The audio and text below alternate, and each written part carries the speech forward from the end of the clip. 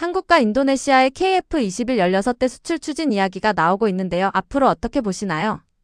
상당히 우여곡절을 겪어왔죠. 2011년도 이래로 이제 우리가 공동개발국이 필요해서 그런 조건이었고 국회에서 그래서 끌어들인 게 TDK가 처음에 이제 얘기가 됐다가 실패해서 보내고 그러고 나서 인도네시아를 끌어들였는데 그들이 이제 어떤 국방 재원 어떤 예산이 부족한 나라이다 보니까 땅덩어리는 엄청 어마무시하게 큰데 그 동남아시아에서 큰 섬마저 그런데 그거에 비례하지 않고 국방 예산은 적기 때문에 자기들 입장에서는 엄청 머리를 쓴 거죠. 야 이게 개발이 제대로 되겠어? 이제 2015년도 이래로 이제 만 10년 동안 지켜보면서 요리조리 살펴보고 자기들 이제 엔지니어도 파견해서 들여다보고 있었고 물론 이제 그 와중에 이제 뭐 USB 사건도 있었는데 그건 일종의 이제 뭐 우리한테 좀 감정을 샀죠 그런 부분에서는. 근데 이제 그건 다 지나가는 일도 일단 내버두고 그럼 보면은 16대를 최근에 블록 2를 기준으로 해서 계약을 맺고 싶다. 그러면은 1차적으로 16대 얘기를 들었을 때는 아 이게 48대로 얘기해놓고서 이것만 산다고 이제 그런 생각을 저도 했는데 이게 좀 롱텀으로 보니까 2차, 3차에서 48대는 채우겠더라고요. 일단 가능성은. 근데 저들이 이제 보여주는 거는 개발 당시 10년 동안에 제대로 우리가 개발을 사고 없이 개발을 하는지를 지켜본 거고 사실. 그러니까 돈을 찔끔찔끔 준 것도 있고. 그러니까 일종의 뭐 거래 관계가 우리 일상생활이나 어떤 회사 대 회사 뭐 이런 게 보면은 이제 그런 식이고 의심을 이제 많이 한 거고.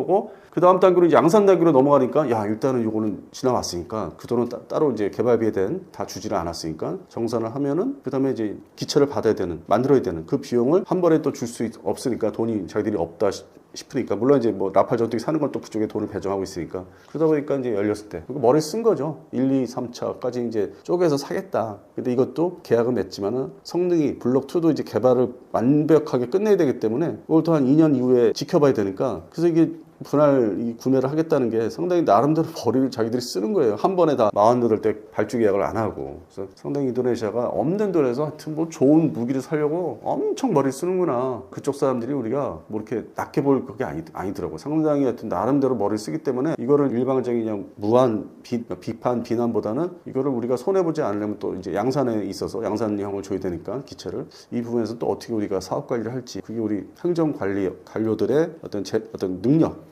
그 다음에 이제 협상하는 실력 이거를 또 이제 시작되는 거죠 새롭게 이거를 좋다 나쁘다를 떠나서 기다려 봐야 되고 그리고 이제 지금 현재 정부에서 이거를 계약을 이제 맺는 거기 때문에 과거에는 이제 여러 가지 뭐 먼저 정부에서 아니면 그 전전 정부가 있지 않습니까? 그래서 문제는 있어 왔는데 이제 그거는 일단 지나간 일이고 현재 정부에서는 이걸 맺어서 어떻게 끌고 갈지 임기 기간 동안에 현재 방사청이라든지 이런 쪽에 대한 주시를 하면 좋겠습니다. 이게 왜냐면은 또 2차, 3차 연이어 발주를 받아야 되니까 약속을 이제 받고 사인을 해야 되기 때문에 이제 이게 또 현 정부에서는 이벤트가 될 수 있기 때문에 그런 측면을 이제 좀 지켜봐야 되겠죠. 이거를 뭐 비판 쪽으로 이제 제가 몰아서 얘기하는 게 아니라 사업 관리를 이제 현재 방사청 청장 이하 밑에 이제 실무자들이 제대로 하는지 그게 오히려 이제 이슈가 될 수 있죠. 이번 수출이 현실이 되면 KF-21 사업은 무엇이 가장 크게 좋아지나요? 이게 지금 인도네시아를 지금까지 끌고 온 게 꾹 참고서 바로 이제 탄생하자마자 양산기체가 탄생하자마자 수출이 된다. 이거를 이제 보여주면은 나머지 관심 갖는 나라에 대해서 바로 이제 계약을 하고 싶다 이렇게 달려올 수 있죠. 그래서 그런 측면에서 이게 상당히 인도네시아가 중요하다고 좀 보고 있습니다. 첫 수출 가시화가 한국 방산에 주는 상징성은 어느 정도라고 보시나요? 이 K 방산이라고 해서 이제 이름이 등장한 게 2022년 그 2월 24일 러우 전쟁 시작하면서 슬금슬금 얘기 나온 게 이제 5월 달부터 뭔가 이제 분위기가 감지가 됐고 그래서 일부 언론에서 이제 기사를 쓰기 시작했다가 이게 수출되는 거 맞다 했던 게 7월 달이고 그러면 맞다고 하면은 이게 계약을 언제 할 거냐 이거 상당히 대박인데 그래서 1차 계약을 이제 폴란드 상대로 했던 게 전차 자주포 FA50죠. 이게 이제 9월 달 2020년 9월 달 지금으로부터 한 그냥 횟수로 따지면 4년 전이죠. 근데 그 이후에 이제 뭐 루마니아 아니 뭐 페루니 이제 줄줄이 이제 전차 자주포 중심으로 이제 얘기가 됐었고 별도로 이제 저쪽 페루 남미의 페루가 이제 뭐 해군 함정이라든지 추가가 된 게 있었죠. 함정 분야가 HD 현대 중심으로 그렇게 해서 K 방산에 대해서 대상국이 늘어났고 품목이 이제 드디어 전차를 수출하게 됐다. 전차는 2022년 그 하기 전까지 계약 맺기 전까지는 잘 수출이 안 되는 물건이었고 속을 새긴다고 이제 생각했었던 물건이고 방위사업청에서도 그러다가 이제 계약을 맺으니까 우리가 이 전차가 이제 상당히 세계적인 성능을 가진 게 맞다, 확인이 됐다.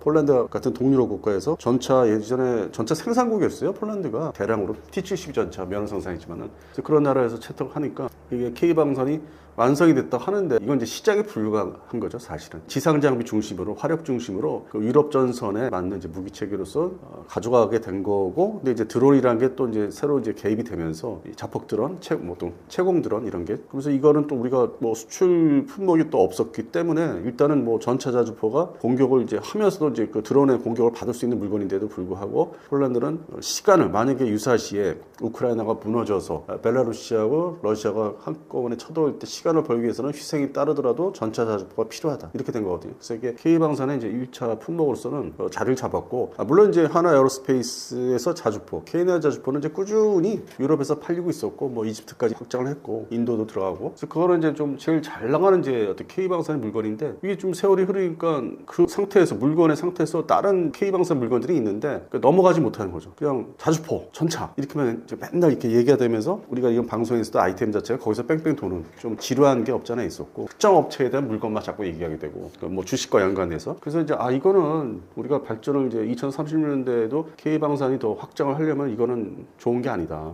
좀 다종다양한 물건을 팔아야 된다. 대표적으로 그 어떤 해당되는 나라의 안보 환경이나 전쟁 대비 환경에 따라서 좀 다른 것도 팔아야 되는데, 거기서 이제 등장을 한 게 바로 이제 KF-21이죠. 오늘 현재 등장을 한 거죠. 전투기. 이건 러우 전쟁에서는 전투기가 서로 양쪽이 사용을 하고 있는데, 주력 무기가 아니라 드론이 주력 무기고, 양쪽이 탄도탄하고, 그리고 이제 이스라엘 가자 지구라든지 이제 하마스하고 헤즈볼라 전쟁, 이란 전쟁이 이제 지금 작년에 이어서 본격적으로 이제 싸움을 이제 하고 있는데, 보니까 탄도탄 드론, 그러니까 러우 전쟁에서 탄도탄 드론이 그대로 옮겨오고 상당히 피해를 많이 끼치고 있고 서로. 그런데 반대로 이스라엘 측과 미국을 보니까 전투기로 공습을 계속 한다는 거죠. 지속적으로, 반복적으로. 폭탄 트럭 뭐 이런 개념으로. 그러니까 전투기의 역할은, 중요성은 이제 그런 데 있기 때문에 전 세계 어떤 그 상황에 맞춰서 또 이제 한 4, 5년 만에, 2022년 지나서 4, 5년 만에 전투기를 등장시켰다는 게 상당히 중요하죠. 그리고 중동의 이제 친미 국가들이 이제 연안이잖아요. 지금 쿠웨이트부터 시작해서 바레인, 뭐 카타르 이렇게 쭉 내려오는데, 아랍에미리트, 사우디가 있고, 그다음에 오만, 이들 나라가 이제 전투기가 뭐 미국제나 유럽제를 이제 도입을 해서 가지고는 있는데, 이걸로 이게 충족이 다 안 되고, 왜냐면 지금 상황을 보니까 서방 측의 방법, 소위 전쟁을 지속하는 방법은 전투기를 가지고 지속적으로 하는 거고, 물론 이제 부차적으로 이 연안 국가들 중에서 뭐 아랍에미리트가 단거리 탄도탄을 이제 뭐 우리를 통해서 도입하려고 하지 않을까. 그러니까 방어용 무기, 대공포나 대공 미사일뿐만 아니라 이제 이게 지나면은 몇 달 지나면 이제 지대지 미사일 까지 이제 도입을 이제 하려고. 그다음에 이제 드론도 이제 본격적으로 우리한테도 이제 문의가 올 거고, 우리도 만들어낼 게 있으니까 이제는 다행히도 대표적인 K-샤이드라는 게 등장하고 있기 때문에, 그런 측면에서는 이게 넘어가기 전인데, 탄도탄 쪽으로 아니면 드론, 우리 국산 드론으로 넘어가기 전인데, 물론 청궁2가 있는데 이 청궁2는 시작에 불과하고, 여기에 당장 이 K방산에 어떤 2차 부흥기로 넘어가기 전에 1.5단계 지금, 왜냐면 KF-21하고 청궁2 이렇게 단품으로서 등장하고 있기 때문에, 그전에는 이제 전차 자주포였고, 그러면 청궁2 하나 가지고 이제 1.5로 가지고 보는데, 그 다음 기다리고 있는 게 청궁3, 그 다음에 LSAM 1, 2,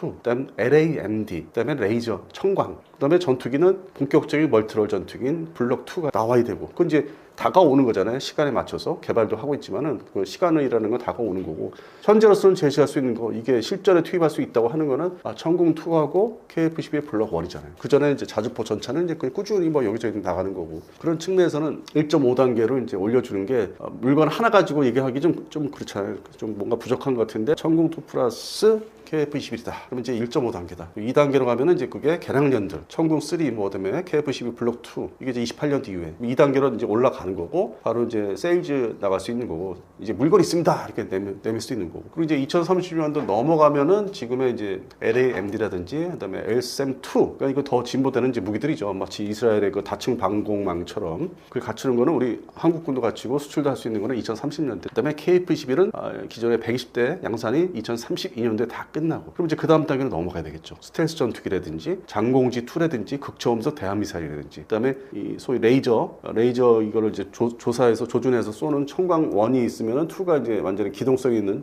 장비로서 수출 시장에서 세일즈를 할 수 있고. 그래서 이제 물건들이 2022년 러우 전쟁 이래로 기존 물건 가지고 이제 어떻게 계약이 맺었다면은, 그 다음에 4, 5년이 지나면서 그거보다 좀 더 발전된 품목들이 이제 한두 개가 등장한 거고, 실전도 겪었고, 청궁2가. 그러면 이제 이걸 토대로 이거의 시리즈를 또 이제 팔아야 되죠. 2단계, 3단계로 넘어가려면은 K방사는 이제 본격 시작이고 중간에 상징성을 아주 큰 상징성을 갖는 게 전투기다. 그러니까 미사일보다 더 전투기가 더 상징성이 크거든요. 실제적으로 일반적으로. 천공2는 이제 방어 무기로서 이제 활약을 하는 건데 여기저기 사겠다고 하고 그런 측면에서는 이번에 KF-12 보람에 갖는 역할, 상징성은 상당히 대단한 겁니다. KF-21이 세계 시장에서 특히 통할 나라는 어떤 조건을 가진 나라들인가요?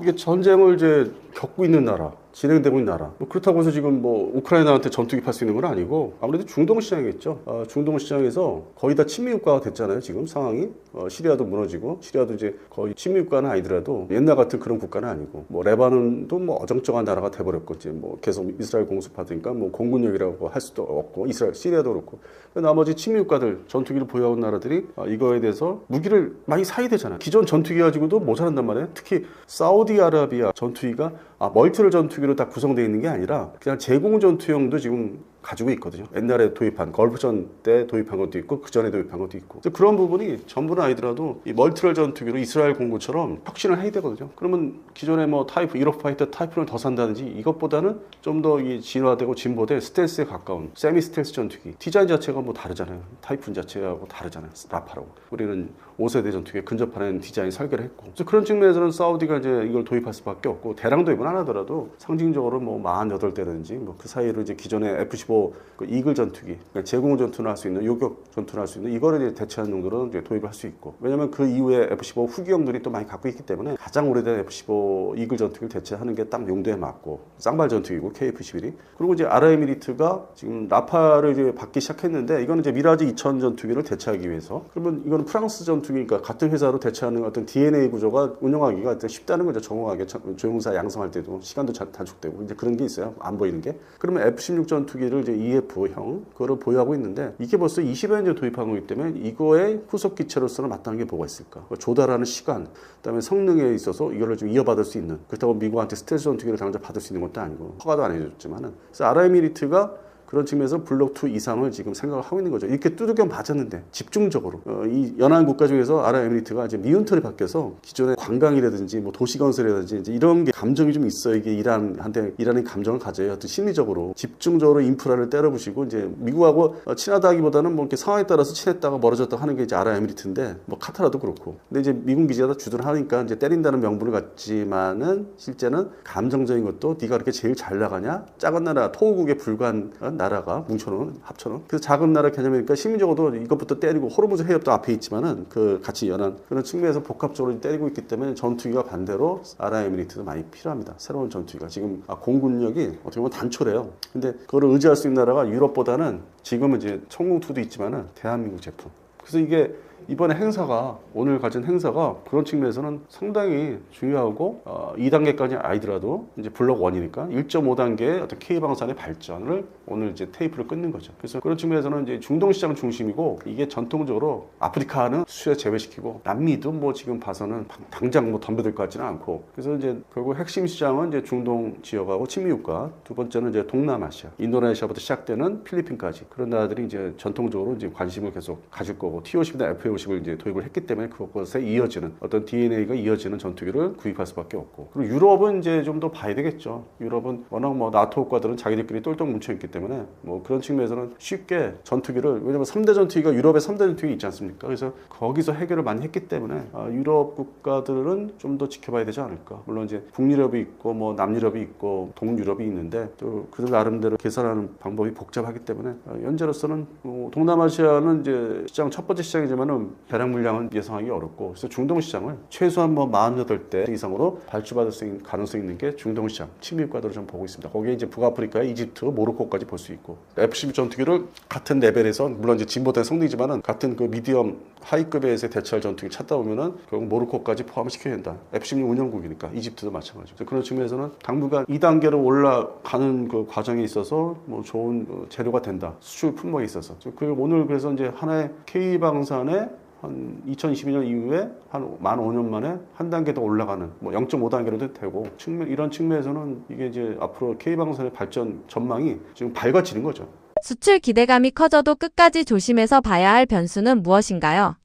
글쎄요, 뭐 블록1이 지금 이제 출시가 됐는데 이게 실전 배치를 이 전방 부대 먼저 이제 하는 게 강릉이라든지 예천 비행단이 하는데 최종적으로 원주 비행단까지 있는데 걱정되는 게 엉뚱하게 실전 배치 그 부대 선정이 이번에 이 전쟁을 보니까 이란 전쟁을 보니까 이게 탄도탄이 날라오는 거리 드론도 그러면 장거리 다 비행을 하고 탄도탄 막 속도가 빠르니까 극저음속도 섞어 쏘고 그러면 이게 기지가 위치가 거리가 중요하냐 뭐 할 수 있는데 경보 발령해서 뭐 이런 게 대체하는 게 있지 않습니까? 그런 측면에서는 오히려 최전방에 이렇게 배치해도 될까? 후방 기지에다가 배치하면 안 될까? 단순한 생각을 좀 해봤어요. 예를 들어서 3비행단, 3훈련비행단인데 사천에 KT1이 있습니다. 그 이제 우리나라에서는 이제 우리 공군 입장에서는 최후방이죠. 후방이죠. 최전방이 뭐 수원이나 원주라면은 그런 측면에서 전력 구조를 KF-21 도입을 하면서 좀 전력 구조를 바꿔야 되고 기지를 그러면서 그거를 이제 수출 상담할 때 오잖아요. 그 해외에서 무관들이 아니면 국내에 있는 무관들이 와서 보잖아요. 그런 측면에서도 기지를 선별해서 보여줘야 되지 않을까. 전방 기지가 이제 출격률이 높다고 해서 말레이시아 공군의 관계자들이 이제 F-50M 계약을 해서 이제 이렇게 오고 있는데 계약 직전에 뭐 원주 비행단 가서 보고 이 출격률이 높아서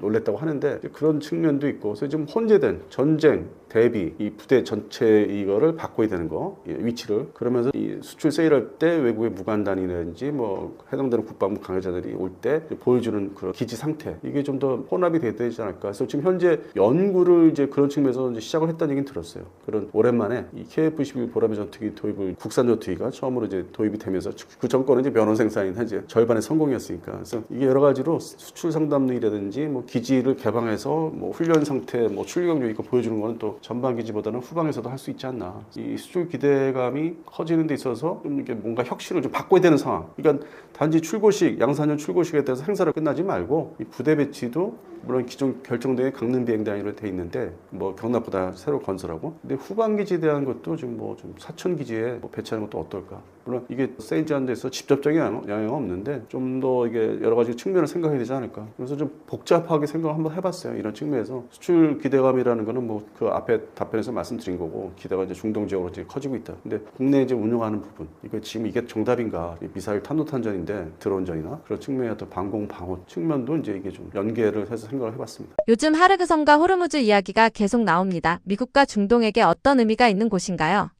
다른 분들은 석유 전쟁이라고 이제 얘기들을 하시잖아요. 근본적으로 어떤 이란의 어떤 민주화를 바란다는 건 그건 뭐 형식적인 거고 그 자체에 대해서는 중요시하고 생각 안 하는 것 같아요. 결국에는 에너지 확보인데 그동안에 이제 중동 지역에서 차례차례 다 무너졌지 않습니까? 2011년도 리비아부터 시작해서 그 전에 이제 이라크를 이제 무력화시켰고 그래서 남은 게 이제 거쳐 왔는데 중간에 이제 2023년 10월 7일 날 이제 궁지에 몰린 어떤 사우디하고 이스라엘과 외교 관계가 수립된 걸 이제 될 가능성이 이제 보고서 공격을 택한 이제 하마스 전쟁이 있고 그 배후에는 또 이제 헤즈볼라가 있고 헤즈볼라는 이제 이란이 지원하는 레바논 지역에 있는 근데 이것들이 다 무력화되고 있죠. 거의 다 이제 무력화돼서 이제 생존을 하고 있는데 그 세력들이 근데 결국에는 근원지는 이제 이란이기 때문에 이란을 이제 그런 측면에서 이스라엘의 생각하고 미국의 생각은 다르죠. 이스라엘은 이제 자기들의 안보라고 해서 전부 다 시작된 거를 무력화시켜야 되고 오랜 기간 이제 거쳐왔고 1972년도 이래로 이게 상당히 뭐 이스라엘이 이제 한번 망할 뻔한 적이 있었죠. 73년도에 4차 중동전 때 그때 이후에 이제 계속 지속된 거기 때문에 끝장을 이제 보려는 입장이 있고 안보 측면에서 미국은 이제 에너지 문제. 사실 뭐 미국 입장에서는 어차피 1979년도에 그렇게 신정 체제로 바뀐 상황 이래로 그게 뭐 미국의 결정적인 안보 측면에서 문제가 되는 게 아니고 에너지가 계속 문제가 되니까 석유 근본적으로는 입장이 서로 다른 거더라고요. 또 이스라엘과 미국이. 근데 공통적인 거는 이제 다 파괴를 시켜야 되는 그 군사력을 파괴시켜서 에너지가 석유가 원활하게 물동량을 확보를 해야 되는 측면도 있고 그 지역의 연안 국가들의 문제도 있고 이란 입장에서는 이제 호르무즈 해역 요거를 차단하면 연안 국가들의 석유 수출이 전면 그 제동을 못하니까 그래서 그걸 이제 무기로 삼아서 이제 나오고 있는 거고 하르그 섬은 지금 얘기하는 하르그 섬들은 저 위에 있어요. 그러니까 이란의 석유를 내보내는 어떤 관문, 그러니까 뭐 이렇게 유조선이 와서 하는 것도 있지만은 거기서 여러 가지 이제 정리를 해서 판매를 이제 실어야 되니까 그런 측면에서 하르그 섬이 맨 윗단에 있고 이제 그걸 가는 지역이 이제 호르무즈 해요. 그래서 이 부분이 지금 이슈가 되고 있죠. 이스라엘의 어떤 목적과 미국의 목적은 좀 다르지만은 그렇게 이제 쳐들어가서 공습을 이제 끊임없이 하니까 이란 입장에서는 이제 호르무즈 해협에 대해서 계속 무기화 삼겠다. 근데 그 실제 실체가 그거를 막겠다는 실체는 아직 등장을 시키지는 않았죠. 구체적으로 기뢰라든지 그다음에 소형 고수업종에서 이제 기뢰를 투발한다든지 그다음에 대한미사일을 이제 트럭에서 연안에서 발사한다든지 그거는 이제 구체적으로 지금 확인이 안 되어 있는데 준비는 이제 하고 있다. 그래서 그런 측면에서는 이게 지금 확산되고 있고 지속되는 게 호르무즈 해협 문제. 반대로 이제 미국 입장에서는 이제 하르그 섬을 이제 점령하겠다. 이렇게 해서 그 과거에 이제 탱커워 80년대 말에 있었던 그런 모습이 지금 또 21세기 와서 재현되는 좀 양상 기본적인 모양새가 지금 비슷해지는. 근데 결국에는 서로가 지금 공격하는 입장이나 이제 공격을 받는 입장에서 서로 피해가 이제 좀 확산되고 뭐 전비 공격하는 측에서 전비가 계속 늘어나고 있기 때문에 이거를 지금 휴전 뭐 종전까지는 아니더라도 휴전까지 지금 해야 되지 않나. 그래서 지금 뭐 어느 쪽이 지금 뭐 이겼다고 볼 수 없는 지금 상황이죠. 근본에 깔려 있는 거는 미국 쪽 입장에서는 에너지 석유 문제가 있기 때문에 그동안에 베네수엘라도 사실 석유 문제가 이제 밑에 저변에 깔려 있는 거고 그래서 그런 측면에서는 중동에 이제 이란마저 무력화 시켜야만 석유 문제가 속을 안 새길 것이다. 그런 측면에서 지금 서로 이제 민감하게 보고 있고 항복을 하느냐 마느냐 이거는 이제 뭐 또 다른 얘기고 휴전 협상을 지금 해야 되는 양쪽이 일단 멈춰야 되는 그런 상황에 접어들고 있습니다. 이번 전쟁에서 혁명수비대는 어떤 역할을 하고 있고 미국과 중동이 예민하게 보는 이유는 무엇인가요? 뭐 간단히 얘기해서 정규군이 아닌 마치 2차 세계대전 때 독일의 나치 독일에 지금 두 가지가 있었잖아요. 게슈타포가 있고 SS 친위대가 있잖아요. 그중에서 SS 친위대 그런 정도로 봐야 되죠. 세력인데 숫자가 많은 거죠. 그 소위 병력이라 할 수 있는 세력들이 꽤 많은 거고 뭐 공산주의 국가에서 이제 과거에 탈냉전 되기 전에 소련도 그렇게 이원화돼 있잖아요. 정치국원이 뭐 이렇게 감시한다든지 정규군들 간섭을 2차 대전 때 그랬었고 독일 전쟁 대독일 전쟁 할 때도 이제 그런 측면이 있어서 뭐 수청을 하고 전쟁 중에 그래서 이게 이중화 구조가 이중 구조가 돼 있죠. 이게 일반적인 그 서방 국가에서는 볼 수 없는 그런 별도의 세력들. 그래서 혁명 수비대가 그냥 간단히 이해를 하려면은 이게 SS 친위대 같은 역할을 하는 거 아니냐. 그래서 결국 제일 독한 최후의 그들 입장에서 최후의 부르죠. 정규군은 사실상 무력화된 게 1979년 신정 체제가 들어서면서 뭐 바로 이제 80년도, 88년 사이에 이란 이라크 전쟁이 있었지 않습니까? 근데 그때는 이제 혁명 수비대도 동원되고 정규군도 동원됐는데 그게 예를 들어서 미국제 F4 팬텀, F5 그 당시에 이제 도입한 지 얼마 안 되는데 전쟁이 딱 들어갔을 때는 이게 나름대로 정규군에서 활약을 했죠. 반면에 전쟁이 이제 그 당시에 끝나면서 중국제 뭐 미그식구를 도입하는 거는 또 혁명 수비대에서 별도로 운영한다든지 그래서 이원화되어 있는 어떤 군사력 체제이기 때문에 현재 미국에서 이스라엘에서 집중적으로 좀 공습을 해서 잠재우고 가라앉혔다, 뭐 청소했다는 거는 실제적으로는 그 당시에 1980년에서 88년에 이제 사용했던 무기 체계, 특히 항공 무기 체계 중심으로 지금 소탕을 하는 거죠. 그러니까 의미가 별로 없어요. 이미 뭐 비행할 수 없고 이게 운영 유지가 안 되는 몇 대 안 남은 거 정규 공군에 그거를 이제 공습해서 하나씩 파괴했기 때문에 혁명 수비대를 타격한 게 아니고 기존의 정규군 공군을 이제 다 이렇게 청소하는 개념이고 해군도 이게 지금 2월 28일에 시작된 전쟁이지만 3월 초순에 기존의 초기함 수준의 뭐 한 1000톤에서 2000톤 사이의 함정들을 이제 격침을 했다는 거고 그리고 남은 거는 이제 혁명 수비대가 운용하는 소형 보트, 뭐 기뢰를 부설할 수 있는 그것들은 이제 너무 많아가지고 일일이 다 소탕을 하려면은 실제적으로 뭐 A10이나 뭐 아파치 같은 좀 더 저고도에서 움직일 수 있는 선별해서 공격할 수 있는 좀 그런 뭐 무기 체계가 더 동원돼야 되는데 그렇게 되면 이제 시간은 더 길어지죠. 그래서 현재 혁명 수비대가 보유하고 있는 지상 기반, 그다음에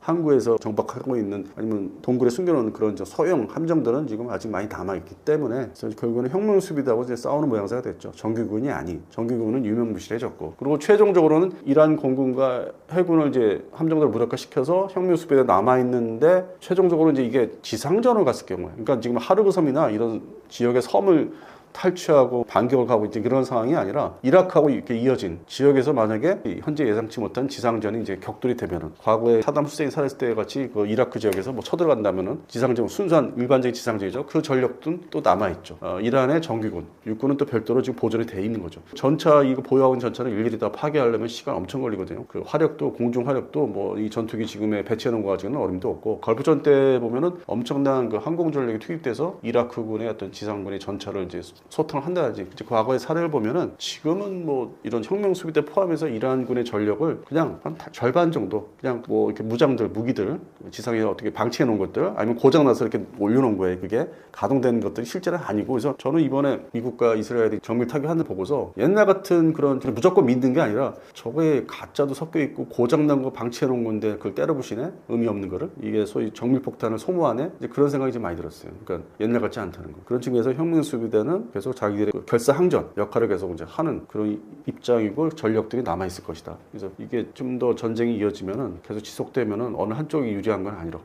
결국 우리가 그러면 이제 동맹국 우방국이 이제 우리 포함해서 피해를 보는 게 이제 에너지, 석유 문제가 이제 피해를 보고 가뜩이나 이제 물가가 여러 가지 측면에서 올랐는데 또 오른다면은 과연 우리가 일상생활이 이게 어떻게 될까? 여러 가지 근본적으로. 그래서 이게 결국에는 이제 반전적으로 흐르게 돼 있죠. 그 미국이 주도하는 전쟁. 또 다른 측면의 21세기 전쟁에 있어서 이거 그만했으면 좋겠다. 이어지고 있는 게 경제 문제가 또 걸려 있으니까 동맹국 우방국에. 그래서 트럼프 대통령이 이 부분을 이제 너무 오래 끌고 가면 안 될 것 같아요. 초기에는 자기들의 또 위세 과시했는데 그 정도만 해도 뭐 자기들이 뭐 많이 보여준 것 같고, 그다음에 중국을 상대로 자기들의 군사력을 과시한 거 어느 정도 보여줬는데 어떤 동원 능력이라든지 정밀 타격이라든지, 물론 이제 반대로 이번 이란전을 이제 보면서 중국과 북한은 양안 전쟁을 일으키면 이제 어떻게 할 것인지, 그다음에 북한은 남한을 상대, 대한민국을 상대로 어떻게 공격할 건지가 하나의 예시처럼 이제 보여줬어요. 그래서 이게 상당히 위험하다. 그냥 우리가 그 옛날부터 70년대부터 TV로 보는 전쟁, 이게 뭐 좋은 게 아니고 그냥 우리한테 현실로 다가올 수 있다. 그래서 뭐 상당히 좀 이게 예사롭지 않은 전쟁으로 보이고 있습니다. 최근 장거리 탄도미사일과 샤헤드 드론, 집속탄두까지 거론되는데 이란의 실제 공격 카드는 어디까지 왔다고 봐야 할까요? 지상발사식의 무기들은 지금 계속 사용을 하고 있는데 이제 수량을 줄이고 있는 거고, 이게 전쟁이 지속될 경우 대비해서. 그리고 과거에 이란은 이라크하고 전쟁, 8년 전쟁할 때 소위 그 스커드 계통, 이라크군이 스커드 시리즈를 많이 날려왔어요, 이란한테. 그래서 피해가 많았는데 그게 이제 대한민국에서는 언론에서 잘 얘기를 안 했던 게, 이게 영국 중심으로 이제 그런 보고서나 전쟁사가 나오는 게 있기 때문에 국내에 잘 유입되지 않았는데, 사전에 이 이란은 이걸 겪어봤기 때문에 탄도탄이 날라오면 이제 어떤 피해를 끼치고 어떤 손해가 있는지 겪어봤기 때문에 이걸 지속적으로 할 수 있다. 경험이 있으니까. 그래서 이란의 어떤 지금 탄도미사일과 뭐 샤헤드, 드론, 집소탄두는 이제 탄 자체고, 그거를 이제 지금의 이제 3월 초순에 이제 본격 시작이 돼 주고받았는데 지금 이제 후반으로 오니까 이제 날려보는 거죠. 근데 많지는 않은 것 같아요. 이게 집소 탄두라든지 탄도미사일 뭐 사정거리 2,000km라든지 뭐 탄두가 뭐 100kg 이상이라든지, 이거는 이제 자기들이 보유한 수량이 최근에 막 이렇게 작년에 겪고 나서 급하게 수량을 이제 보유하려고 하다 보니까 이거는 많지는 않은 것 같아요. 근데 기존에 이제 액체를 이렇게 스쿼드 계열, 이거는 이제 다 쌌다는 건 얘기는 이제 나오고 있고, 그러다 보면은 지상 발사 이제 타격 수단이 줄어들고 있고, 일단 줄어든 거고요. 나머지가 이제 기뢰, 그다음에 대한 미사일, 이거는 많이 여전히 보유하고 있죠. 사용을 안 했기 때문에. 해상 상대로, 그다음에 수중, 이런 무기는 많이 남아있기 때문에 방식을 나름대로 바꾸려고 하지 않나. 그래서 근데 기뢰를 또 깔면은 또 여러 가지 이 석유를 이제 판매를 하는 대상국들이 이제 이게 여러 가지 문제가 또 얘기 나오니까 그쪽이 여론이 또 형성이 되니까 국가 간에. 그래서 기뢰보다는, 나중에 제거하기도 어려운 기뢰보다는 대한 미사일 정도는 한번 시범적으로 쏘지 않을까. 그게 그쪽 해역에 나와 있는 유조선들이 지나가긴 하지만은 뭐 아랍에미리트 해군의 초기함, 호위함들을 한번 대상으로 그 무기를 이제 다른 쪽으로, 해상 무기 쪽으로 사용할 가능성이 좀 보인다. 갑자기 이제 뉴스가 터지겠죠. 그렇게 해서 이렇게 해상에서 이런 위력을 발휘하니까 우리 기뢰도 많으니까 뭐 이거를 빨리 뭐 협상을 한다든지 휴전으로. 그래서 그런 측면을 좀 몰아갈 수도 있어요. 지상 발사식의 어떤 탄도탄이나 드론은 수량이 많이 줄었고, 특히 수량 미사일은 예상외로 많지가 않더라고요. 그 비율이. 물론 속도가 이제 뭐 아음속 속도이기 때문에 사용하는데 좀 사이즈도 있고 하니까 격추될 가능성이 있어서 뭐 잘 사용하지 않는 것 같은데 비중은 낮더라고요. 그래서 이란의 입장에서는 지금 우리 서방 측 언론에서 얘기하는 해상 무기, 수중에 깔 수 있는 기뢰, 이런 쪽으로 똑같이 이제 위협을 줄 수 있는, 이거를 이제 협상으로 넘어갈 수 있는 이제 그쪽으로 몰아가고 있고, 이 서방 측 언론도 거기에 덥석을 물어서 얘기를 방향을 바꿨죠. 3월 말에는. 그래서 탄도미사일은 뭐 그렇게 많지는 않은 것 같아요. 지금 상황 봐서는 마치 러우 전쟁 때 러시아가 전쟁 초기에는 이제 뭐 여기저기 많이 쐈는 게 이제 탄도탄인데, 수량 미사일 섞어서. 근데 지금은 이제 산발적으로 쏘고 있잖아요. 산발적으로. 왜냐면 만들어서 또 가져와야 되는 게 있으니까, 자기들 그 공장에서. 이란도 역시 핵심인 탄도탄은 또 조달을 해야 되는데, 이게 뭐 대놓고 뭐 러시아에서 받거나 중국에서 가져올 수 있는 게 또 아니니까 다 금방 포착이 되니까. 그래서 그런 측면에서는 무기가 많이 소모되고 있고, 그리고 이제 다른 무기, 그다음 지상군은 다 그대로 남아 있으니까, 전차 중심으로 야포라든지 이제 이런 거를 또 어떻게 이제 활용할지, 그건 또 두고 봐야 되겠죠. 그러니까 육해공 무기 중에서 소위 이렇게 쏘는 탄도탄 쪽은 이제 많이 소모됐다. 근데 집속탄은 지금 화면에서 우리가 많이 봤지만은 고도가 내려와서 확 퍼지는 거, 그러면 그 전에 막아야 되는데, 그게 거기서 다 분산되기 전에 고도가 높아야 되는데, 이번에 이스라엘이 에로 3 뭐 이렇게 해서 고고도 방공 미사일을 아끼지 말고 쐈어야 된다. 근데 육안으로 눈으로 이렇게 보는 상태에 내려와서 확 퍼지니까, 그런 중고도 미사일로 어떻게 요격하려다가 아끼려다가 그런 게 또 지적이 되고 있고, 이스라엘 방공군이 그거에 대한 이제 대책을 지금 만들고 있겠죠. 아낌없이 쏴야 되는데, 그럼 그 다음엔 또 시리즈 미사일이 1, 2, 3인데 1형, 2형, 3형인데 이거 없으면 어떡하냐. 점점 이게 소모성 전쟁으로 가고 있어서 빨리 서로 이게 그런 측면에서도 그렇고 에너지, 석유 문제도 그렇고 이게 경제가 더 상당히 저기 안 좋아지니까 빨리 이제 뭐 휴전을 해야 되지 않나. 근데 여기서 미국 입장은 어떤 이란의 뭐 민주화 이거는 그렇게 관심이 없는 것 같아요. 실제로 군사력을 이제 많이 줄여놓고 그다음에 원자탄을 만들기 위해서 핵무기를 만들기 위해서 농축 우라늄 이거에 대해서 이제 중단을 시킨 가동을 이제 시키는 거 멈춰야 되는 거 그런 측면에서는 이제 성공을 했는데 결국에는 이란 입장에서는 언젠가는 핵무기를 완성을 시킬 것 같아요. 이게 잘못 건드린 것 같기도 해요. 그래서 이게 뭐 시작에 불과하지 미국이 생각하는 대로 이스라엘이 생각하는 대로 종료가 되지는 않을 것 같은 게 지금 우려되는 게 그런 측면이고 결국에는 러우 전쟁, 이란전 이런 거 보고서 중국과 북한이 어떤 자기들이 그 받는 감흥이라기보다는 자기들 무기체계 똑같은 걸 가지고 있었고 그 실전 사용을 보고서 아 이거 이렇게 하면은 미군에 동아시아에 와 있는 미군은 아무것도 아니네. 똑같이 쏘면 되겠네. 그리고 그 기지를 정밀 타격하면은 해당되는 뭐 이제 주일 미군 주둔 하면 이제 일본이 그냥 참전할 수 있다 이렇게 그게 아니라 정밀 타격하면은 일본도 결국에는 참전을 못한다. 미국 기지 정밀 타격. 그다음에 대한민국의 오산 군산 기지만 정밀 타격하면은 한국이 바로 이렇게 뛰어들지 못한다. 이제 이런 게 자기들이 이제 다 받은 거죠. 영향을 받게 되고 북한도 거기에 중국과 유사시에 양안 전쟁 때 중국을 어떻게 도울까 그리고서 어떤 한반도에서 자기들이 어떻게 이익을 가져갈까 그런 연구가 더 많을 것 같아요. 지금 그런 생각들이 여파가 해당되는 뭐 이스라엘이 주도를 해서 미국을 끌어들였는데 그런 측면에서 무기 체계 측면에서는 이 지금 탄도탄 얘기하셨고 그다음에 이제 드론 얘기했는데 합세된 게 드론인데 러우 전쟁 시작부터 이게 과거에 90년대 초반에 이게 상당히 시끄러웠던 시기가 있었어요. 걸프전이 끝난 다음에 야 탄도탄이 이렇게 무섭냐 그 당시에는 스쿼드 시리즈였는데 그게 이제 미국 기자 그 당시에도 떨어졌거든요. 91년도 1월달 2월달에 그다음에 이스라엘도 뭐 한두 발 맞췄었고 그래서 그 당시 90년대는 오히려 이게 위협에 대해서 상당히 걱정을 했는데 우리가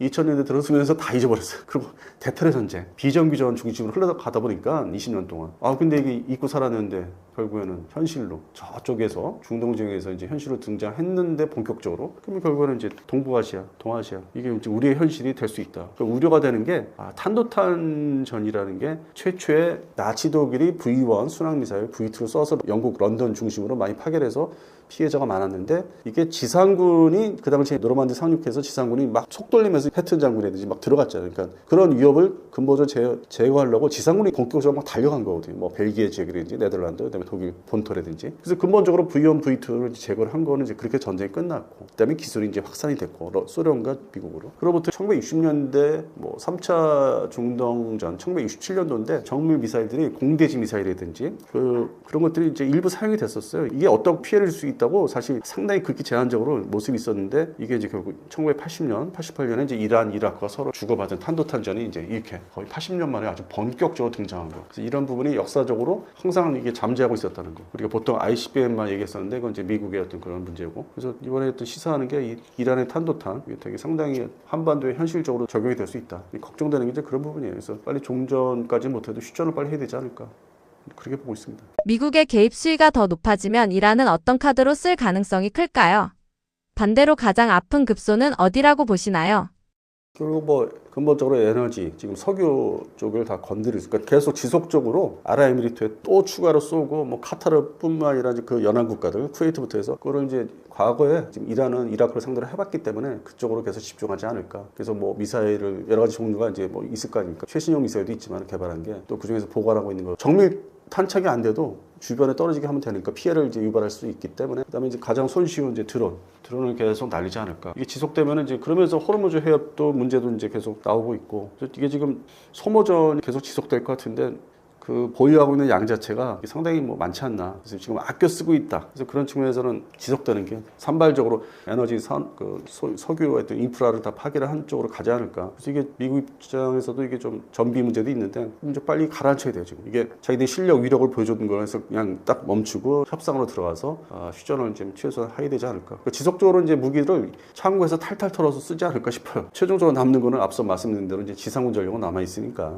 대한 미사일도 이 사실은 개조하면은 연안에서 쏴가지고 상대 측에 뭐 이렇게 떨어지게 할 수 있기 때문에 이 지대함이라는 게 또 지대지로 바꿀 수 있거든요. 개조를 하면은 그 미사일까지 꺼내 쓰지 않을까. 결국에는 모자르면은 트럭에서 발사하는 거. 그래서 연안에 있는 소위 우리가 하품 블록 2라는 미사일처럼 지상과 뭐 해상에 있는 물체를 다 파괴할 수 있는 그런 쪽으로 미사일을 더 추가 조달을 해서 사용하면은 이게 오리걸 때까지 가지 않을까. 그게 가능성도 있고. 그래서 하여튼 저들이 하여튼 보유하고 있는 무기 체계가 이게 우리가 허구였다고 생각했는데 실제로 다 존재를 하고 하고 있다는 게 이번에 이제 밝혀진 거죠. 그동안에는 저희들이 수시로 영상을 이제 그 뉴스를 통해서 공개를 했는데 저게 뭐 일종의 뭐 쇼가 아니었구나. 이게 다 적용이 되는구나. 그래서 기존의 일반 지상 전력이 많이 있지만은 역시 미사일 쪽 전력도 뭐 상당히 많이 보유하고 있다는 거죠. 그게 제일 지금 지속되고 있는 게 제일 좀 문제죠.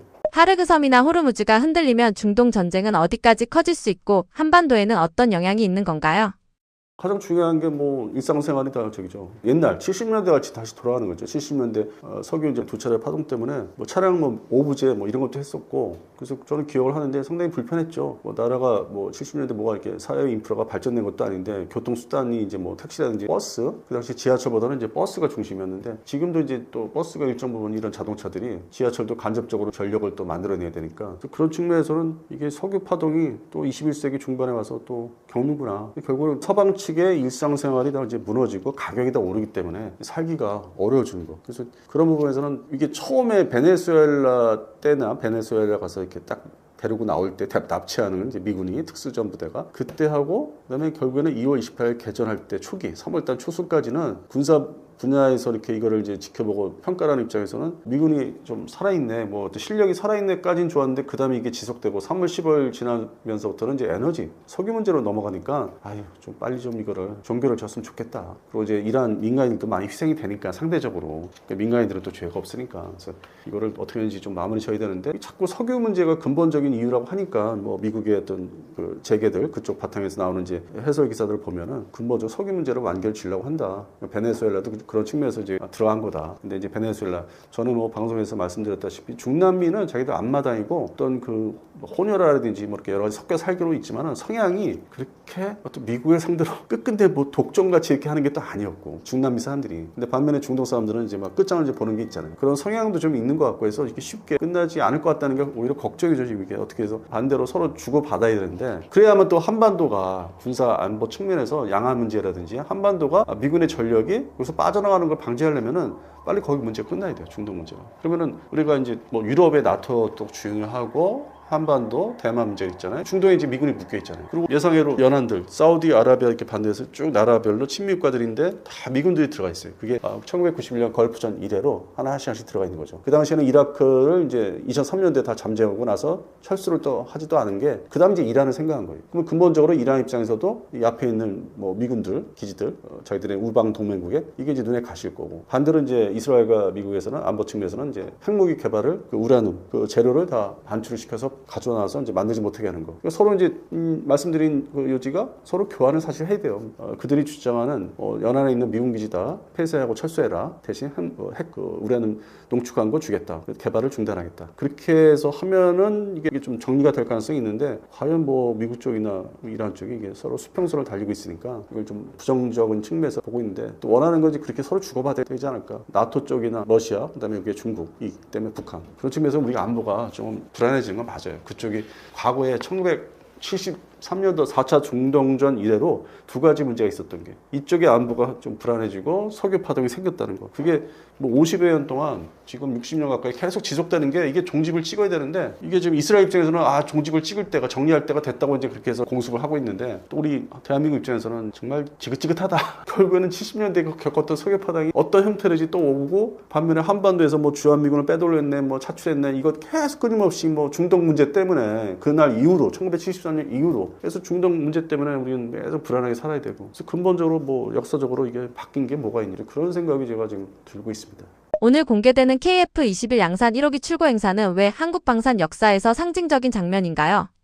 행사가 시작하기 전까지는 비공식적으로 이제 흘러가고 있는데 그래서 뭐 제 주변에서 연락이 왔어요. 과연 오늘 하는 거 맞냐. 근데 정확히 말씀드려서 2026년 3월 25일 오전 11시부터 오후 3시까지 카이 공장이 있는 사천에서 진행이 됩니다. 근데 현재 시간으로는 시작하기 직전이에요. 지금 기준으로는. 그리고 이제 이 KF-21의 양산형 1호기 출고 행사의 의미는 대한민국이 아주 뭐 기대하고 하여튼 기다리던 4년 만에 국산 전투기를 이제 갖게 되는 거죠. 왜냐면은 1982년 9월 9일인가 제가 기억하는데 그때는 이제 단순 조립 전투기 그러니까 미국으로부터 미국 노스롭사의 F5 전투기, F5형 전투기, F형 전투기를 국내에서 조립 단순 조립이었어요. 그게 이제 출발점이죠. 사실상 이제 대한민국 공군의 국산 전투기의 출발점. 물론 단순 조립이다 보니까 뭐 미국에서 컴포넌트나 엔진 다 그대로 수입해서 조립하는 김해 공장, 김해 테크센터, 대한항공 김해 테크센터에서 이제 조립을 시작한 게 1982년 9월 달부터고, 그로부터 44년 만에 우리가 직접 다 설계하고 무장 다 조합하고, 물론 엔진하고 공대공 뭐 미사일이든지 현재로서는 좀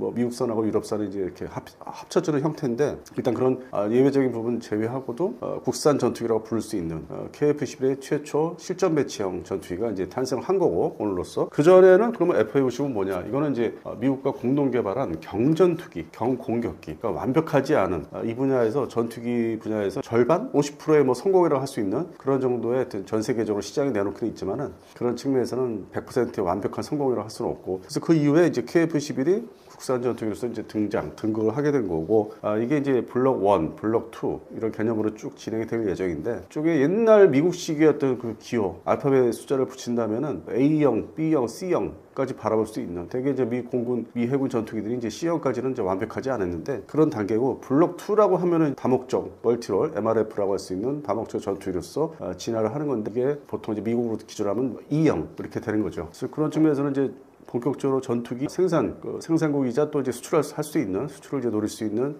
시기로 이제 접어들었죠. 그게 이제 오늘 3월 25일이고요. KF-21이 1월에 개발 비행 시험을 마쳤다는 건 이제 정말 실전 배치 카운트다운으로 봐도 될까요? 일단 중간에 뭐 문제가 없었고, 뭐 보통 이제 미국이나 유럽, 뭐 옛날 과거 소련 시절에 비교를 해보면 그들은 전투기 개발할 때 뭐 추락을 한다든지 뭐 아니면 간단한 사고라든지 이런 게 있었는데, 우리 대한민국에서 개발한, 카이에서 개발한 이제 KF-21은 그런 일이 없었다는 거. 그래서 이게 순조롭게 진행이 됐기 때문에 그것도 1월에 개발 시험, 비행 시험을 이제 마쳤다고 이제 선언할 수 있었던 거고, 3월 25일 날 이제 양산형 출고식을 갖게 된 거고, 그리고 이제 연말 하반기 현재로서는 한 8대 정도가 이제 공군에 인도된 걸로 이제 알려져 있습니다. 물론 이제 차질이 좀, 그게 조립하는 과정에서 차질이 있으면은 뭐 6대가 될 수 있는데, 엔진 문제, 엔진이 제때 들어오느냐 문제가 또 있기 때문에, 그러니까 우리 카이 하천에 공장에서 조립하는, 이제 만들어내는 그 과정이 어떤 문제라기보다는, 엔진이 이제 제때 들어오지 않으면은 이게 좀 숫자가 줄어서 공군이 이제 상징성을 갖는 인도 배치가 되는 게 이제 연말이죠. 그래서 연말이라면은 14, 24, 34 이렇게 있는데 4, 4분기로 이제 봐야 될 것 같아요. 그럼 4, 4분기면은 뭐 10, 11, 12 이렇게 들어가는데, 제가 볼 때는 아마 11월 달이면 가능할 거로 좀 보고 있습니다. 하반기부터 공군 인도가 시작되면 우리 공군 전력은 무엇부터 달라질까요? 일단은 뭐 초도 기체이기 때문에 뭐 8대 이내 어떤 상징성을 갖는 게 많죠.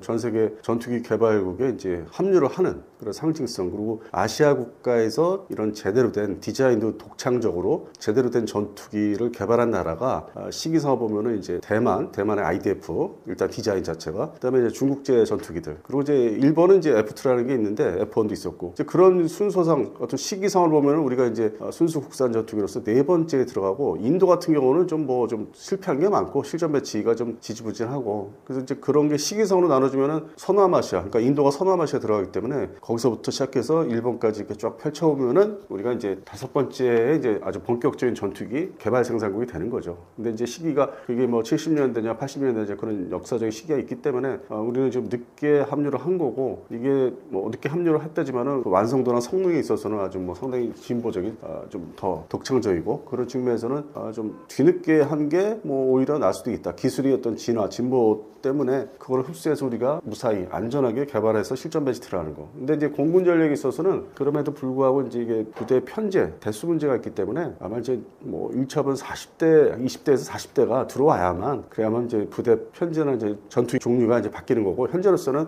소위 그 수원 비행단의 10비행단의 KF-5가 이 8대 정도로 인도를 받는다고 해서 완전히 퇴역한다지 그런 건 아직 올해는 없어요. 26년도에 없고, 28년도에 블록 2로 넘어갈 때 아마 이제 KF-5가 30여 대쯤이 있는데, 이게 그게 이제 완전히 퇴역을 하겠죠. A사 레이더의 공대지와 공대의 시험이 커진다는 건 KF-21의 성능이 어디까지 넓어진다는 뜻일까요? 최근에 이란 항공전을 이제 다들 보시고 이제 있으신데, 공중전, 전투기를 만나서 싸우는 것보다는 지상 공격, 그리고 이제 일부 해상 타겟, 좀 이란 해군이 뭐 그렇게 큰 함정들이 없다 보니까 중간급 이하들의 함정을 공격해서 격침하는 이제 그런 사례를 좀 최근에 우리가 뉴스를 통해 보고 있는데, 그러니까 그런 측면을 생각해야 되죠. 북한하고 만약에 붙었을 때 처음에는 이제 똑같이 탄도탄전이 계속 진행되면서 드론이 오가고 할 테고 많은 이제 피해가 서로 이제 있을 거고, 그리고 이제 지속적으로 지상 공격을 또 해야 돼요. 기존에 우리가 이제 F-35 스텔스 전투기라는 F-35하고 이제 F-15K 소위 폭탄 트럭이라고 할 수 있는 F-15K 그리고 KF-16은 이제 다목적으로 대전차 공격도 되고 뭐 지상 타격도 되고, 그래서 직접 들어가서 장거리 뭐 공대지 미사일은 탑재를 못하니까, 그래서 그런 측면에 이제 KF-21이 블록2가 합류가 나중에 되면은 정밀 타격 능력이 이제 더 확장이 되죠. 현재로서는 FA-50이나 KF-5가 휴전선 너머를 들어가서 공격하기에는 좀 무리가 있거든요. 그래서 그런 부분을 이제 상당히 더 보완을 시켜서 발전이 되는 거죠.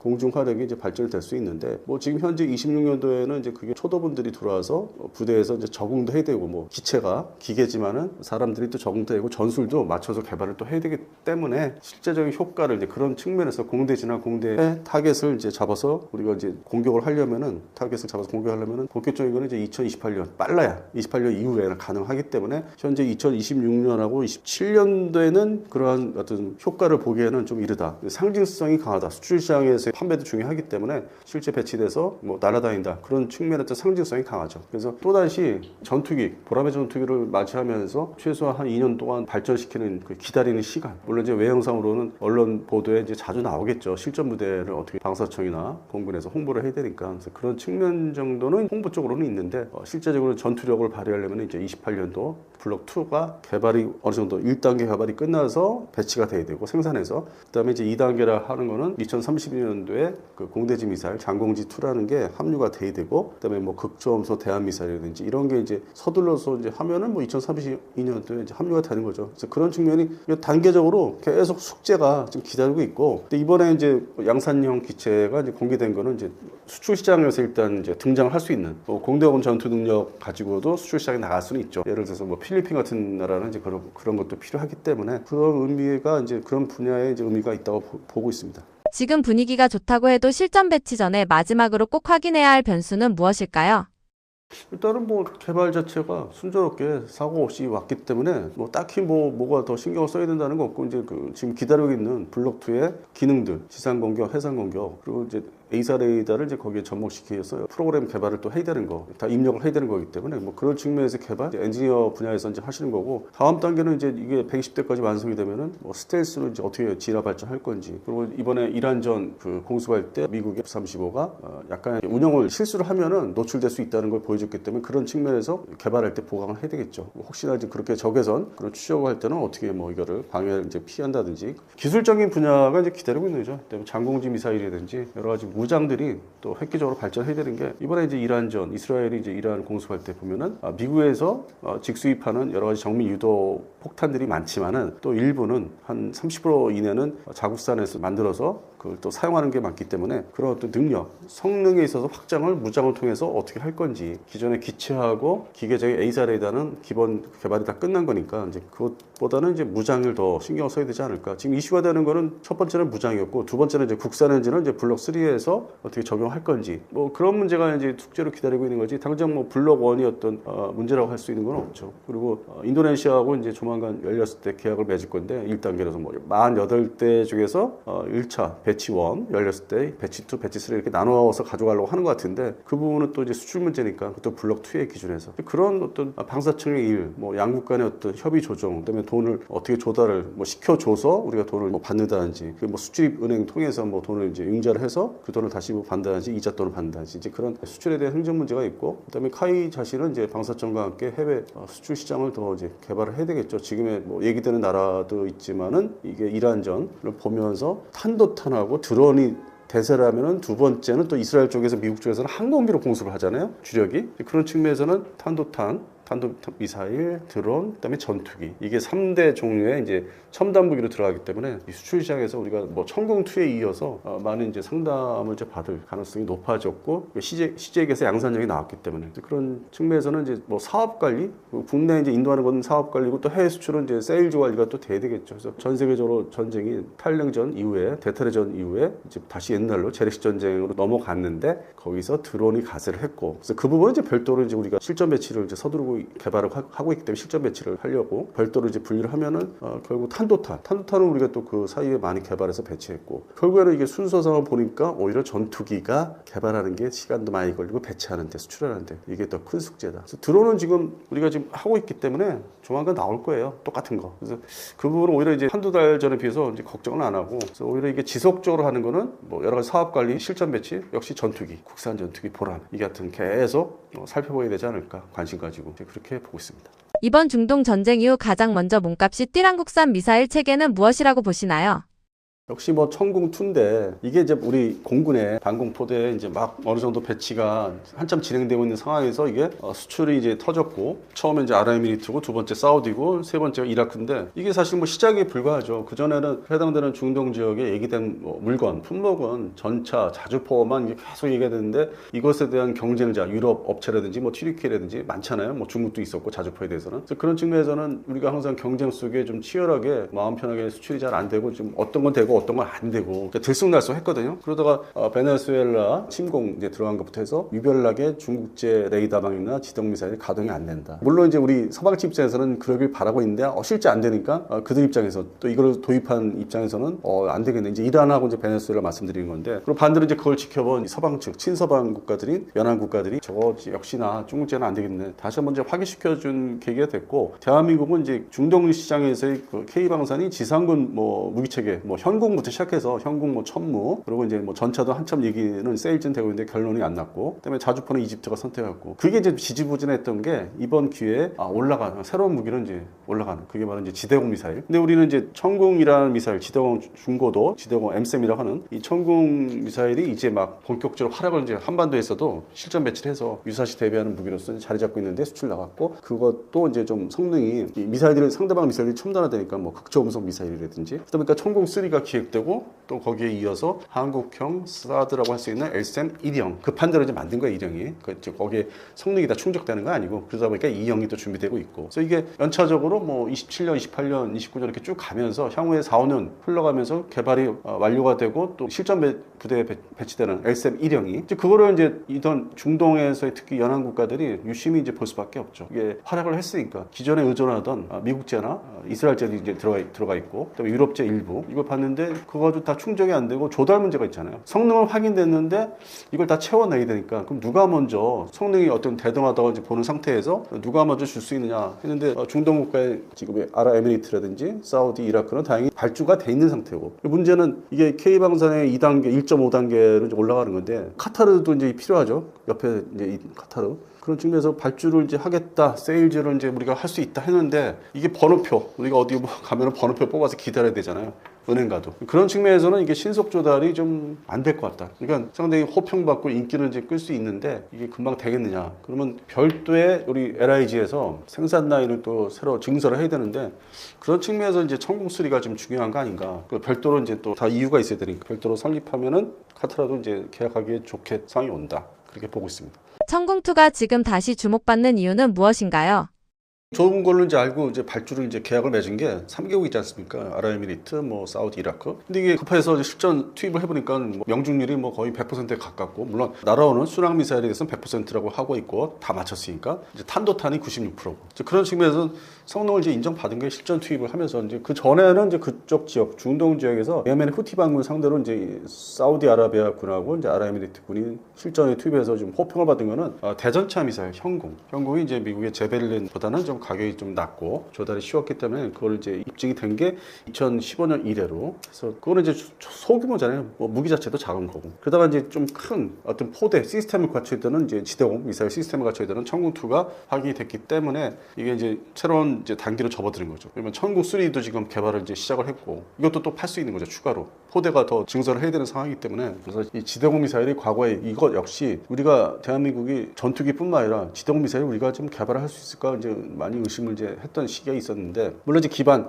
정비하는 기존에 뭐 나이키 혁큐리스나 호크 미사일 예전에 사용했던 그 정비하는 기술들은 이제 가지고 있었는데 새로운 컨셉으로 지대공 미사일을 방공망을 구축할 수 있을까 했는데 성공했어요. 2015년도 이래로 물론 이제 20년 전에 이제 러시아 기술 통해서 시작이 됐는데 그래서 그런 측면에서는 전 세계 현재 이번에 천궁2 지대공 미사일 시스템하고 KF-11의 이제 보라매가 양산형이 나왔기 때문에 대한민국은 전차 자주포에서 머물지 않고 지대공 미사일 방공망 그다음에 전투기 생산국으로서 올라가는 거죠. 그러면은 이거에 대한 개량령이 또 나와야만 아주 이거는 확실하게 2단계가 되는데 지금의 개량령이 나오기 직전이고 초도 제품들 소위 천궁2의 이 지금 대탄도탄 능력만 이제 확인된 거지 극초음속 미사일까지는 이제 없기 때문에 능력이 그럼 천궁3로 넘어가야 되고 그 직전이죠. KF-11 보라매도 공대공 전투만 수행할 수 있는 실전 배치한 이제 블록 1이 이제 오늘 나온 거고 그런 측면에서는 이제 블록 2로 넘어가야 되고 그래서 앞으로 향후 한 2, 3년 사이가 이런 면에서 이제 중요한 거죠. 1.5단계에서 이제 2단계로 딱 몰아쓰려면은 자주포, 전차, 다연장 로켓포, 대전차 미사일 그러고 나서 지금의 지대공 미사일망 그다음에 전투기 이게 이제 합류가 되는 거죠. 이렇게 해서 물론 이렇게 경전투기도 있지만 그러고 나면 이제 또 그다음에 2.5단계, 3단계로 해서 계속 새로운 물건이 나올 때마다 대한민국이 이제 뭐 기존의 서유럽의 방산업체의 어깨를 이제 좀 견줄 수 있는 그런 이제 시기가 올 거라 좀 보고 있어요. 이렇게 좀 순조롭게 간다면은 물론 다른 나라의 불행, 전쟁으로 인해서 우리가 이제 물건이 수출 나가고 인정받는 건데 근데 이게 또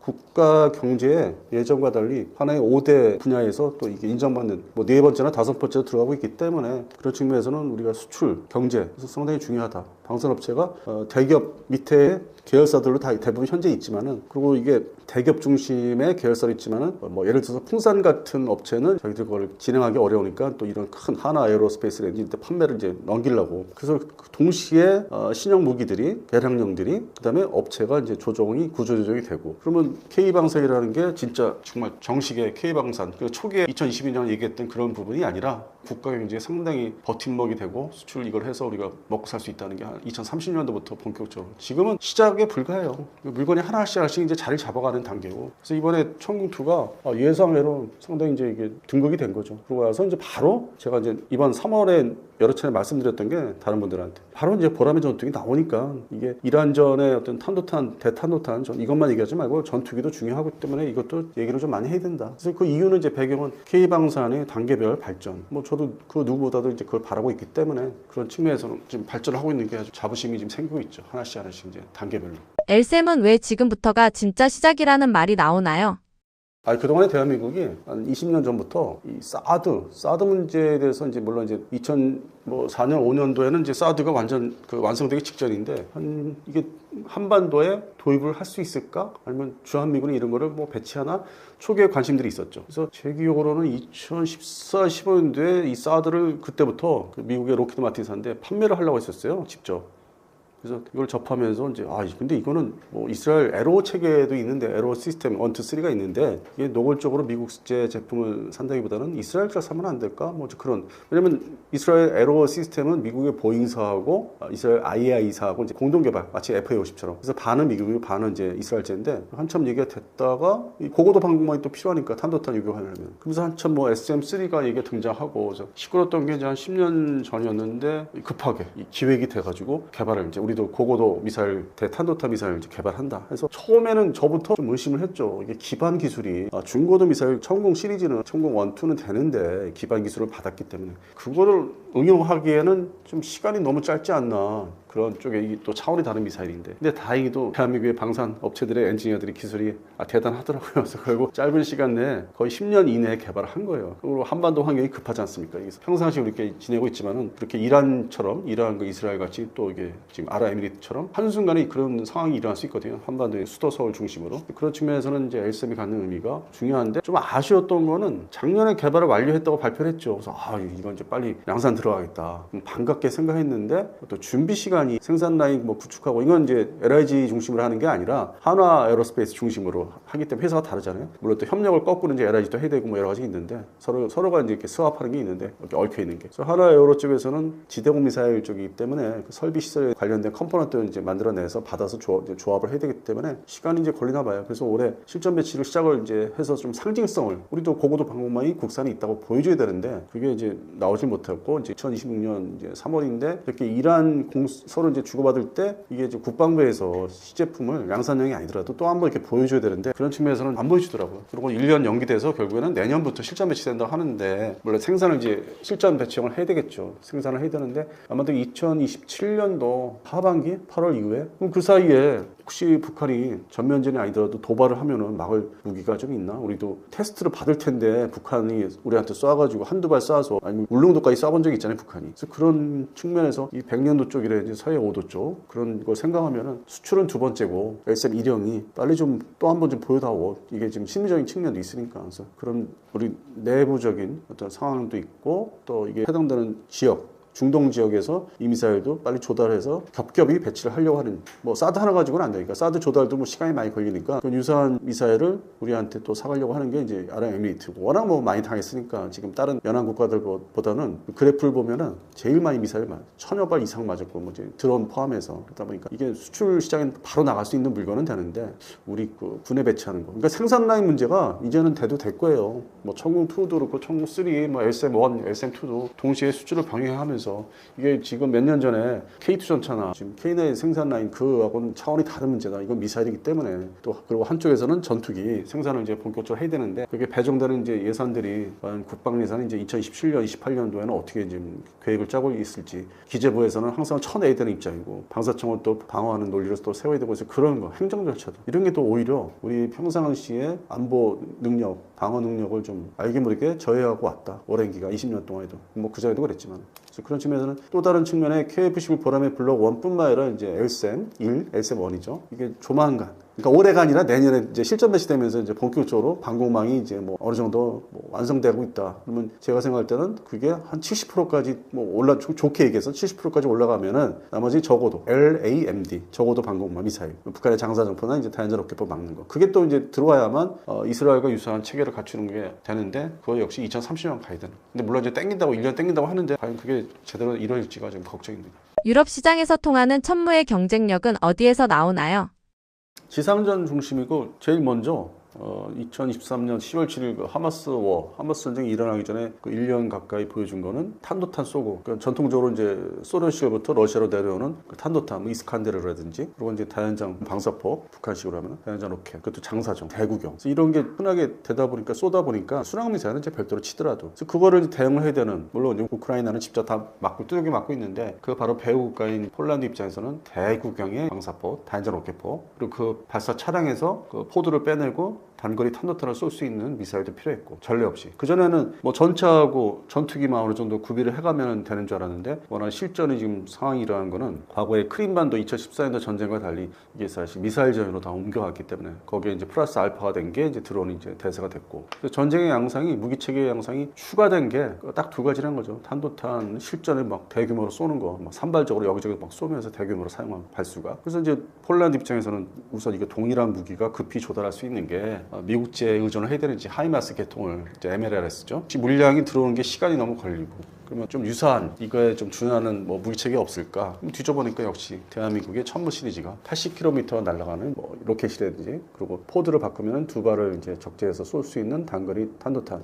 미사일이라고 안 그러더라고요. 일단 조심하게 얘기하는데, 이름도 뭐 호람이지 뭐 이상하게 좀 따르게 해요. 그쪽 지역에. 대놓고 이제 탄도탄, 단거리 탄도탄은 얘기는 안 해요. 서방 측에서는. 그래서 그런 측면에서는 폴란드가 대규모로 도입을 하는 거고, 기존에 폴란드 육군의 어떤 그 투사할 수 있는 화력은 중심이 탈냉전 되고 나서 러시아제 방사포 중심이었는데, 이제 그거를 우크라이나 군한테 다 넘겨주니까 그 공백도 메꿔야 되고, 이제 서방 측 무기로 완벽하게 갖춰야 되기 때문에 폴란드에서 천무가 시작됐고, 나머지 주변 국가도 역시 K9 자주포의 사거리가 보통 50km 이상인데 그 이상을 넘어가는, 뭐 80km 이상이라든지 탄도탄도 쏠 수 있는 단거리. 그래서 주변국의 천무가 얘기했다는 거죠. 여러 가지 발사체, 소위 로켓이라든지 쏠 수 있기 때문에. 그런데 이거를 일반적으로 언론에서 쉬쉬하는 게, 뭐 중동의 엠바고와 달리 이게 탄도탄이 들어가니까, 그리고 이게 또 미국이 유럽의 안보 문제에 있어서, 무기체계에 있어서 그거를 이제 보강을 해주는 거를 찬성을 하지만, 한편으로는 이제 탄도탄이 여기 사거리가 늘어나면 확산되는 또 그런 의미도 있기 때문에 상당히 좀 조심스럽게 우리가 판매를 하고 있죠. 그리고 폴란드 중심으로 공장을 또 세워서 뭐 하려고 하는 것도 있고 그 주변국에 판매를 해야 되는. 그래서 이게 천문은 발사되기 때문에 조금 조심스러운 게 없지 않아 있어요. 근데 유럽 시장에서는 이제 좀 확산이 되고 있다. K9 자주포에 이어서. 그래서 지상군 무기체, 유럽에서는 지상군 무기체 중심으로 이제 계속 K방사는 이제 이어질 수밖에 없다. 그러니까 중동은 또 성격이 이제 지대공 미사일로 이어지고, 그다음에 이제 공통점이 이제 뭐 전 세계적인 공통점은 전투기로 여튼 다 세일을 해야 되는데,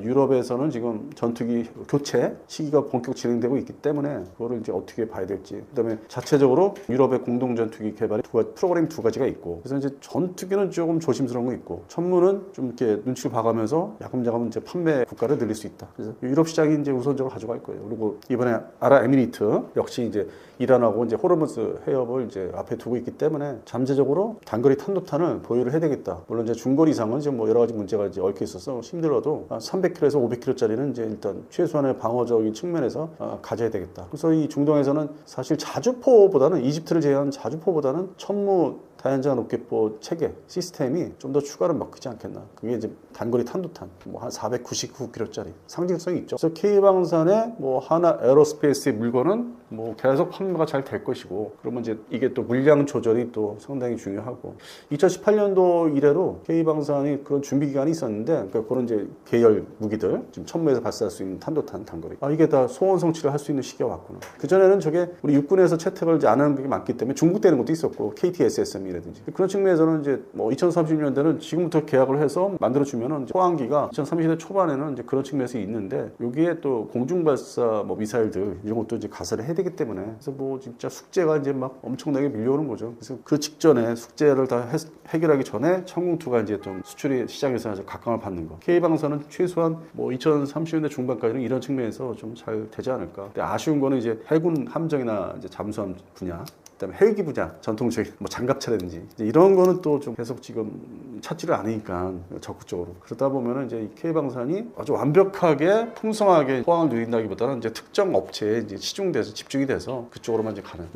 업체로 따지면 이제 기존의 폴란드 사업으로 인해서 하나 에어로스페이스, 현대로템, 카이까지였죠. 그 다음에 이제 천궁2로 인해서 LIG 넥슨이 이제 인정을 좀 받고, 물량들이 여기저기서 이제 차례차례 발주해서 이제 납기를 해야 되고, 그래서 현재까지는 이제 방산업체를 보면 이제 LIG 넥슨까지는 제대로 올라서고 있다. 회사가 뭔가 자신감이 조금씩 생기는 거 아닌가, 그런 걸 좀 지켜보고 있습니다.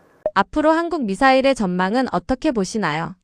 일단 지대공까지는 이제 4, 5년 사이에 이제 찾는 고객 나라들이 이제 늘어나고 있죠. 지대지 탄도탄은 단거리 탄도 이름들이 뭐 복잡하게 정식 명칭이 아닌 수출 명칭으로 해서 등장하고 있는데, 이것도 이제 확장이 될 것 같고, 근데 문제는 공중 발사, 전투기 발사, 장공지, 소위 공대지 미사일, 그리고 이제 공대함. 공대함은 나라가 또 동남아시아에 국한될 수밖에 없고, 그 함정 전투, 이제 수상 전투였기 때문에, 그런 면에서는 이제 여기저기 다 찾을 수 있는 게 장거리 공대지 미사일 같은 경우, 공대공 미사일, 이게 지금 숙제로 지금 다가오고 있습니다.